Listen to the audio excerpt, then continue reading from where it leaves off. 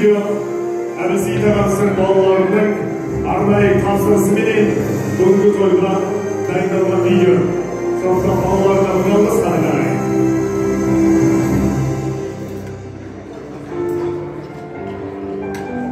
Өмірдің әр қырынан іздеп арая, бақыт құсы самғасын сіздерге қарай. Алпыстың асуынан еркін асып, сәтті қадам басыңыздар жүзге қарай. Айналайын әкежан, бүгінгі 60 жас мерейтойыңыз құтты болсын. Абзалжан, асқар тауымыз, өмірден демекші, мәнді де сәнді ғұмырыңыз бізге өнеге. Осы тағылымға толы думанды дәуреніңізге шолу жасап, шағын деректі фильмді ұсынамыз.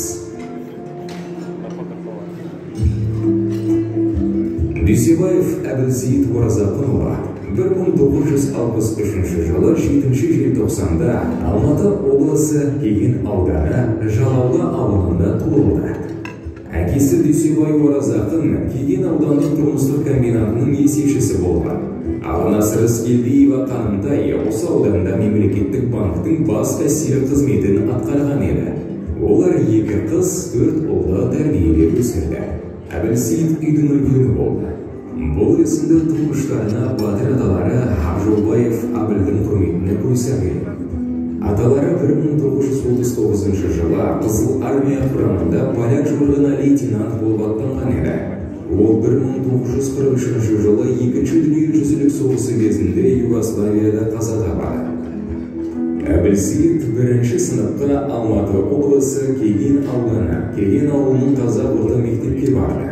1972 жылы әкесінің жұмысына байланысты отбасы Алматы облысы Күрді ауданы Ақши селосына көшеді.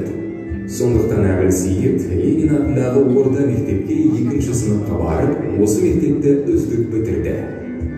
1980-1982 жылдар аралығында Украина Республикасының Бердянск қаласында, Герман Демократиялық Республикасының Майнинген қаласындағы әскери борышын абыроймен өтеді.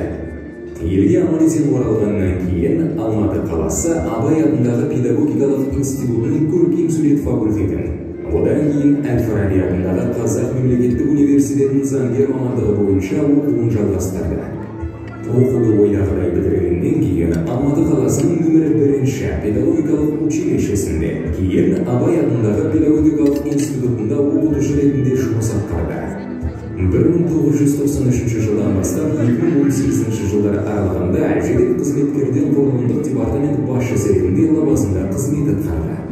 Ал 2016 жылы адал қызметінің жұмыстағы жетістіктері үшін Қазақстан Республикасының тұңғыш президентінің бұйрығымен Дүйсебаев Әбілсейіт Оразақынұлына жоғары ұлттық қауіпсіздік генерал-майоры арнаулы атағын берді. 2018 жылдан бастап жаңадан құрылған Түркістан облысы бойынша ұлттық қауіпсіздік комитеті департаментін басқарып, сол жердегі жаңа ғимараттың іргетасын қалады. Сол жерден 2023 жылы 13-ші шілдеде құрметті зейнетке шықты. Отан алдындағы ерен еңбегі үшін Қазақстан Республикасының президенті Қасым-Жомарт Тоқаевтың бұйрығымен құрмет грамотасы, 2-ші дәрежелі даңқ ордені, жауынгерлік ерлігі үшін медалімен және 25 мемлекеттік халықаралық ведомстволық медальдармен марапатталған. Қазіргі таңда Әбілсейіт Оразақынұлы көп жылғы бейнетінің зейнеті